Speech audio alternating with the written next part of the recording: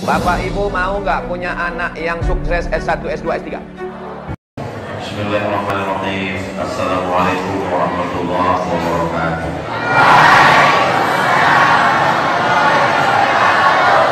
Alhamdulillah, wassalatu wassalamu ala rasulillah Sayyidina wa maulana Muhammad ibni Abdillah wa ala alihi wa sahbihi wa man tabi'ahu wa mawala. Yang sama-sama kita hormati Fadilatul Syekh Kiai Hasan Abdullah Sa'ad Hafizahullah wa saddadahullah matta'allahu bi kulli umrihi wa natawarrahu bi barakati ilmihi. Yang sama-sama kita hormati para asatiz kita yang tak dapat Ustaz Somad sebutkan satu persatu, Ustaz Yusran, Ustaz Hamas, para asatiz tidak mengurangi kemuliaan kehormatan mereka. Mudah-mudahan para guru kita dipanjangkan umur, diberikan kesehatan, dan kita selalu mendapatkan berkah ilmu mereka, insya Allah. Amin ya Allah. Ustaz Abdul Somad datang ke Ma'had Tahfizul Quran Al-Muqaddasah bukan sebagai ustaz yang diundang, bukan sebagai tamu, tapi sebagai kakak kelas yang sedang datang menjenguk adik-adiknya. Seperti jawabannya so sweet seperti yang disampaikan oleh Kiai tadi. Jadi pada kesempatan ini bukan ceramah, bukan tausiah, hanya ngobrol-ngobrol singkat santai.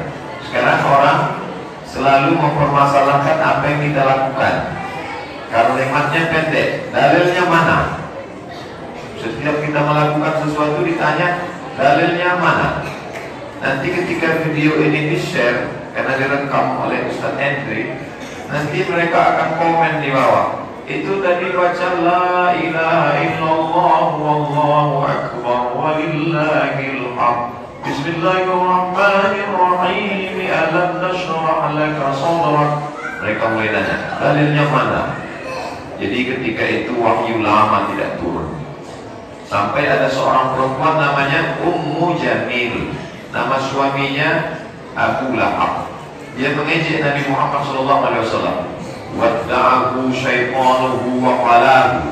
Setan Muhammad sudah meninggalkan Muhammad SAW, kata Ummu Jamil. Lalu kemudian turun malaikat Jibril membawa wahyu menjawab ucapan Ummu Jamil, ma wadda'aka rabbuka wa ma qala. Karena Ummu Jamil mengatakan wadda'ahu syaitanuhu wa qalahu, maka dibantah Allah, ma wadda'aka rabbuka wa ma qala. Allah tidak meninggalkanmu, Allah tidak membiarkanmu. Lalu Nabi bertanya kepada Jibril, wahai Jibril, kenapa kamu lama sekali turun bawa wahyu? Kata Jibril, di bawah tempat tidur itu ada, mohon maaf, bangkai al-jarwu. Al-jarwu anak anjing. Sampai akhirnya seorang perempuan mengambil dengan batang sapu, lalu kemudian dia buang. Kata malaikat Jibril, la nadkhul buyuta fihi kalbun. Kami tidak masuk ke dalam rumah kalau dalam rumah itu ada anjing. Malaikat bukan takut dengan anjing, tapi malaikat tidak mau satu majelis dengan yang kotor-kotor. Lalu karena Nabi SAW bahagia, senang sekali dengan turunnya ayat itu, Nabi pun bertakbir. Nabi mengatakan Allahu Akbar. Itulah mengapa kita bertakbir dari sejak mulai surat Ad-Duha.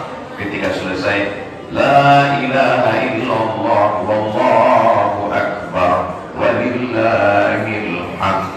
Lalu kemudian tadi kita dalam majelis khatam Quran duduk bersama-sama, ada majelis khatam Quran.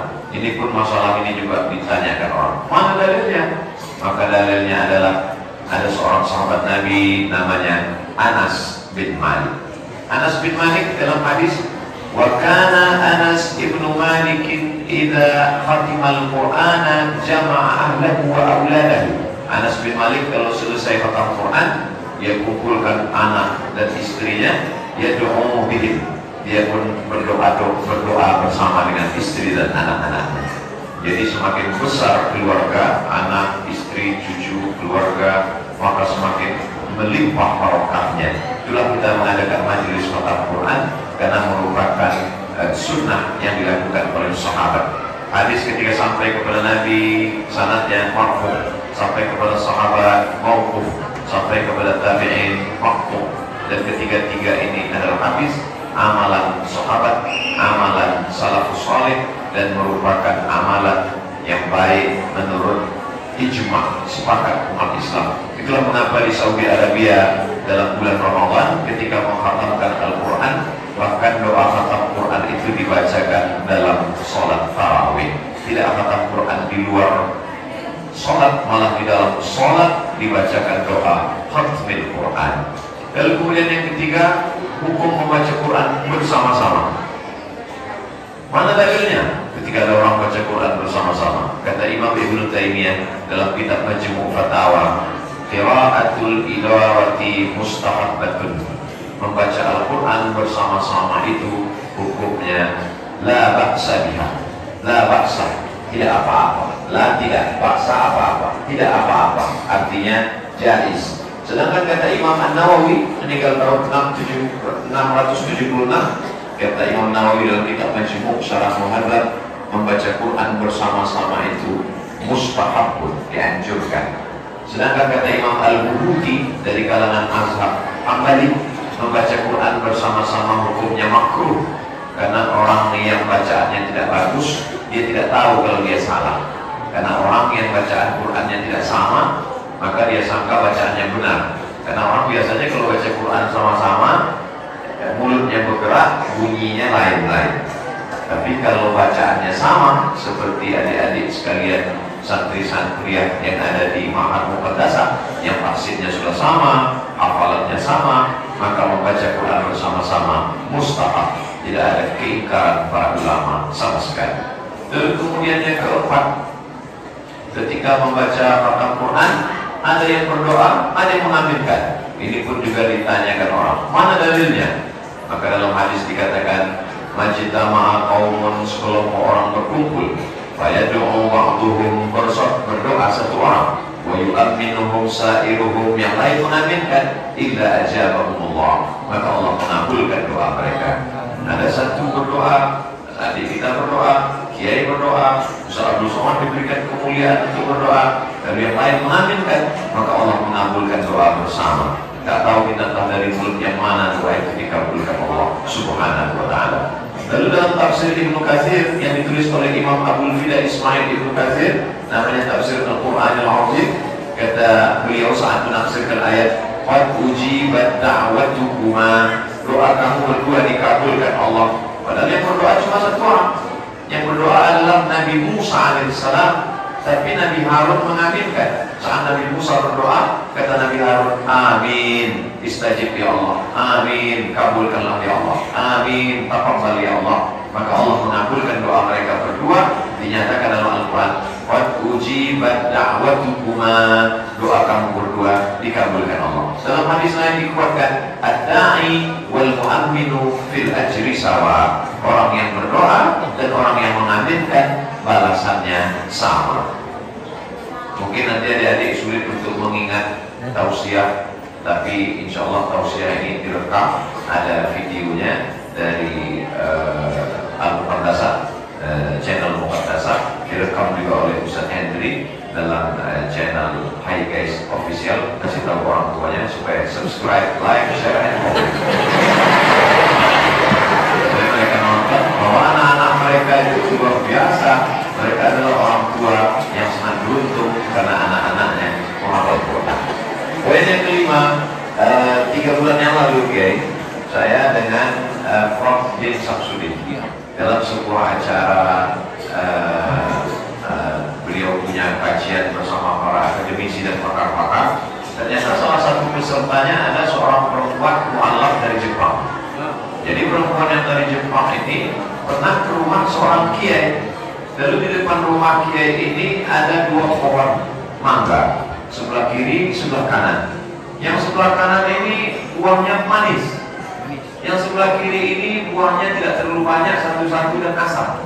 Lalu kemudian ditanya ke kiai, kecut, kenapa yang ini manis dan buahnya banyak, yang ini kecut sedikit dan kering, kecut, kenapa? Kata kiai, saya mau ngetes firman Allah, wa idza quri'al Qur'anu fastami'u lahu wa ansitu la'allakum turhamun.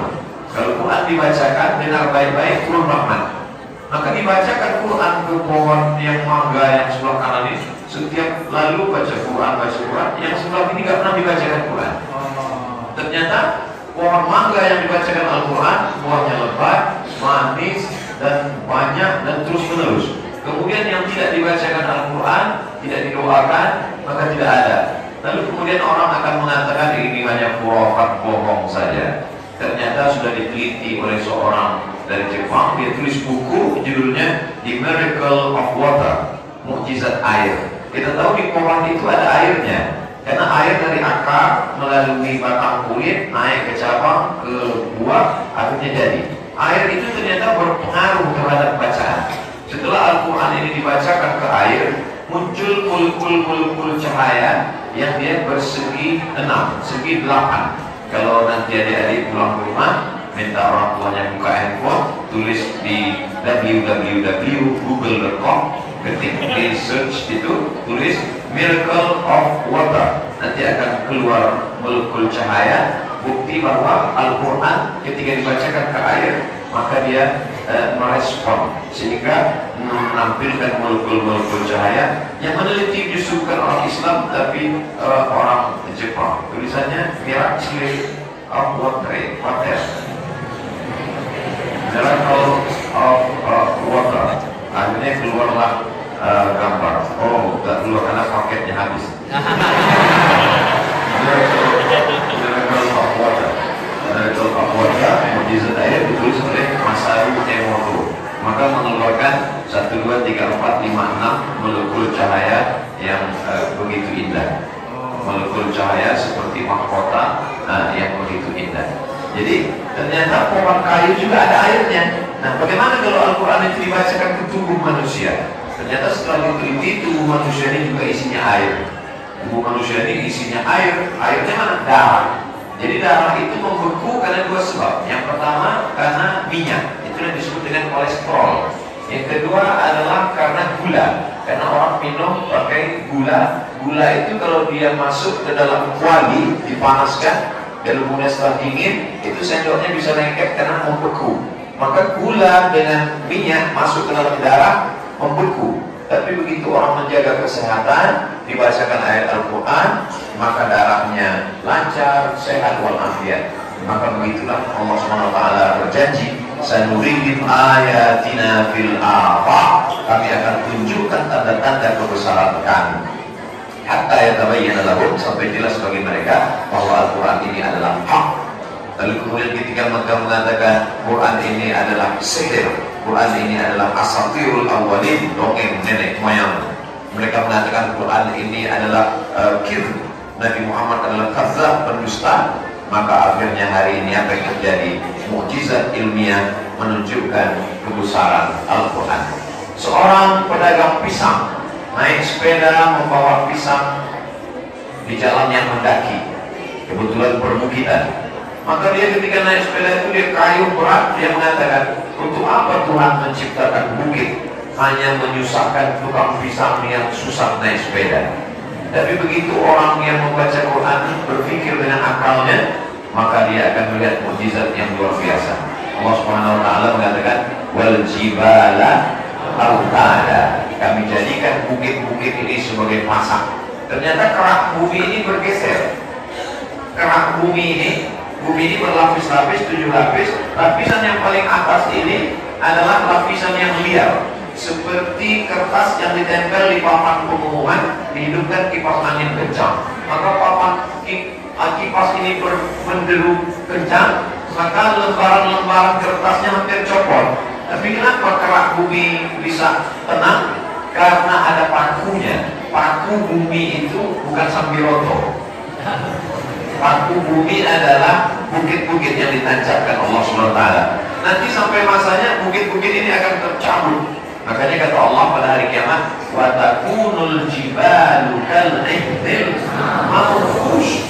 Gunung-gunung, Gunung Bromo, Gunung Kidul, Gunung Kelut, Gunung Merapi, Gunung Sibaya, semua gunung ini akan tercabut seperti bulu kambing yang dihembus angin. Orang Arab mencukur bulu kambing, nanti dipintal menjadi benang, jadi jaket kulit untuk tahan musim dingin. Ambil bulu kambing, letakkan ke telapak tangan, tembus keras. begitulah gunung-gunung akan tercabut. Uniknya Al-Quran, ketika menyebutkan sesuatu, hurufnya persis seperti apa yang ada dalam huruf itu. Wa takunul jibalu kal'ihnil manfush. Huruf fa itu lebih dulu anginnya keluar, baru hurufnya keluar. Jadi penyebutan huruf fa, ambil bulu kambing, letakkan, anginnya keluar duluan. Fush. Begitulah bulu kambing tercabut, terbungkus. Begitulah gunung-gunung. Jadi kalau Gunung Bromo, Gunung Kidul, Gunung Merapi tercabut, bagaimana dengan Abdul Somad saat itu? Makanya kalau ada teman kita yang sombong, yang angkuh, nanti pas pulang ke kampung, cari bulu kambing, cari dia, kamu yang sombong, kamu akan seperti bulu kambing. Kal-ihnil manfush. Cabut.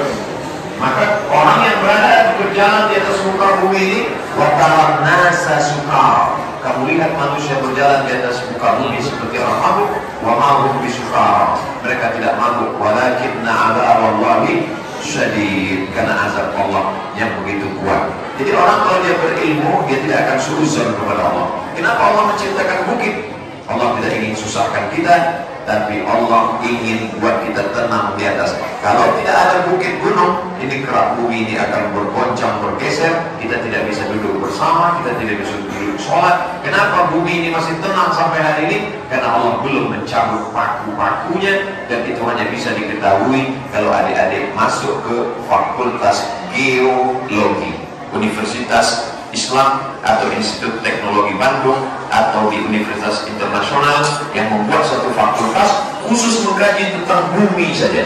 Jadi ketika orang mengkaji bumi, mengkaji langit, muncul ilmu-ilmu yang luar biasa. Inna fi khalqis samawati, dalam penciptaan langit, wal ardi, penciptaan bumi, wa ikhtilafil laili wan nahari la ayat, itu juga adalah ayat-ayat. Kita tahu selama ini dalam surat Al-Fatihah ada ayat, dalam surat Al-Baqarah ada ayat, ada namanya ayat kursi, tapi ada ayat kauniyah yang tidak dibaca dengan idgham ikhfa gunnah qalqalah ikhfa, tapi dibaca dengan akal. Inna fi khalqis samawati, ketika berpikir tentang langit muncul ilmu namanya astronomi. Ketika berpikir tentang bumi muncul ilmu namanya geologi. Waqtilafil laili wan nahar, ketika berpikir tentang perputaran siang dan malam, maka muncullah ilmu meteorologi, klimatologi, dan geofisika. Begitu Allah Subhanahu wa Ta'ala menciptakan akal manusia. Jadi banyak orang tua yang tidak paham, anaknya tidak mau dimasukkan sekolah tahfiz Quran. Anaknya kok nggak sekolah tahfiz Quran? Saya nggak mau anak saya masuk tahfiz Quran dalam pesantren, nanti kurus seperti Ustaz Somad. Padahal kalau dia anaknya tahfiz Quran, anaknya bisa masuk fakultas geologi, anaknya bisa masuk fakultas astronomi, anaknya bisa belajar tentang meteorologi, klimatologi, geofisika, anaknya bisa jadi dokter spesialis, dan ketika dia berceramah lebih meyakinkan karena dia bercerita tentang nutfah berubah menjadi alaqah, berubah menjadi mudghah, berubah menjadi izam, maka sawna al-'idhama lahma thumma ansha'nahu khalqan akhar fatabarakallahu ahsanul khaliqin. Kalau Ustaz Somad yang menceritakan ini bahwa manusia itu diciptakan dari nutfah, 40 hari berubah menjadi alaqah, 40 hari berubah menjadi mudghah, mudghah lalu kemudian menyelimuti tulang, tulang lalu kemudian menjadi makhluk yang sempurna. Orang nggak percaya. Kenapa? Man takallama fi ghairi fadlihi ata bil ajaib. Orang yang bicara bukan pada bidangnya, ngomongnya ajaib-ajaib. Tapi kalau adik-adik yang hafal Quran, jadi dokter spesialis, spesialis objin, spesialis kandungan yang perempuan. Sekarang banyak sekali perempuan yang hamil, mohon maaf beribu maaf, mesti diperiksa oleh dokter laki-laki karena keterbatasan dokter perempuan. Saya berharap mudah-mudahan adik-adik sekalian banyak yang jadi spesialis objin. Spesialis objin bukan spesialis yang ngurusin jin, bukan. Spesialis yang ngurus kehamilan, membantu kehamilan. Seorang perempuan yang hamil berat 9 bulan 10 hari, dia merasa sulit, merasa cemas, merasa khawatir, merasa takut mati, takut anaknya meninggal. Tiba-tiba datang adik-adik alumni Al-Muqaddasah yang mengalami spesialis menenangkan jiwanya. Bismillahirrahmanirrahim. Ar-Rahman 'allama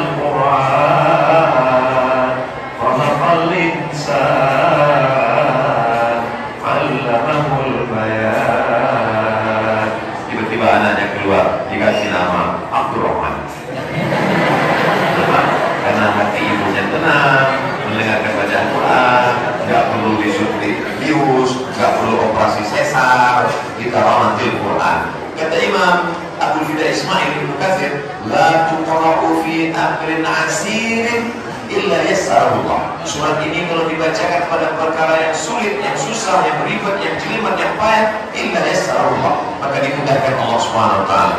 Ada orang yang hamil susah melahirkan, ada orang yang susah kerja, ada yang susah kena penyakit. Dibacakan surat ini, itu ditulis oleh Ibnu Katsir dalam muqaddimah surat Yasin. Jadi kemudahan-kemudahan akan diberikan Allah bi barakatil Quran, karena bi karamatil Quran, karena kemuliaan Al-Quran. Al-Fakir Abdul Somad merasa amat sangat beruntung bisa duduk dengan kiai, bisa bersama dengan para hafal Quran. Orang yang hafal Quran itu bisa memberikan syafaat pada hari kiamat. Ada syafaat Al-Quran. Al-Mahiru bil Quran ma'as safaratil kiramil bararah. Orang yang baca Quran, hafal Quran, mengamalkan Quran, mengajarkan Al-Quran, nanti dia di akhirat melihat ke kanan malaikat, lihat kiri malaikat, lihat depan malaikat, belakang malaikat, atas malaikat, bawah malaikat. Dia heran, aku manusia, kenapa bisa bersama dengan malaikat? Karena janji Nabi, Al-Mahiru bil Quran ma'as safaratil kiramil bararah, dia akan bersama dengan para malaikat. Lalu kemudian orang yang menghafal Quran, dia memberikan mahkota dari cahaya untuk orang tuanya. Tajun minan nur, mahkota dari cahaya. Ada orang tua yang tidak dapat apa-apa, mereka bersedih hati melihat ada seorang bapak, seorang ibu, di atas kepalanya ada mahkota, crown. Kamu kok bisa ada mahkota? Karena anakku menghafal Quran. Jadi bapak ibunya yang ada di rumah dengan kerinduan, meleleh air mata, kasih sayang, tidak jumpa. Anak-anak juga, ini adalah cara berbakti kepada orang tua. Bapak ibu kalian nanti di akhirat adalah orang tua yang mendapatkan mahkota dari cahaya. Amin. La aqulu alif lam mim harf. Aku tidak katakan alif lam mim satu huruf. Wa likulli harfin asyru amsalihah. Ketika adik-adik mengulang hafalan Qur'annya, alif lam mim, alif satu huruf, lam satu huruf, mim satu huruf, wa likulli harfin asyru amsalihah. Setiap satu huruf dibalas 10 kebaikan. Alif 10, lam 10, mim 10. Jadi ketika adik-adik tidak lancar, justru hurufnya semakin berlipat ganda. Tapi ini jangan jadi dalil untuk tidak lancar terus. Ini hanya untuk motivasi saja. Jadi begitulah kehebatan yang luar biasa.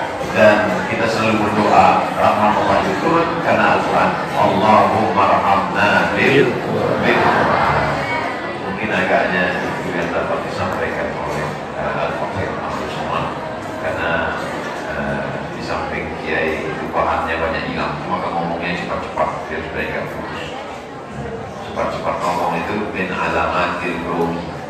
Aku lupa ada astagfirullah wa lakum. Jangan lupa setiap selesai baca Quran, setelah khatam Quran, ketika sudah doakan kiai, doakan orang tua, doakan guru, doakan sahabat, sempatkan juga untuk mendoakan Ustaz Abdul Somad, mudah-mudahan istiqomah dan mati husnul khatimah dalam la ilaha illallah Muhammadur Rasulullah sallallahu alaihi wasallam. Jazakumullah khairal jazaa. Aqbalin ala kulli tafsir. Wassalamualaikum warahmatullahi wabarakatuh.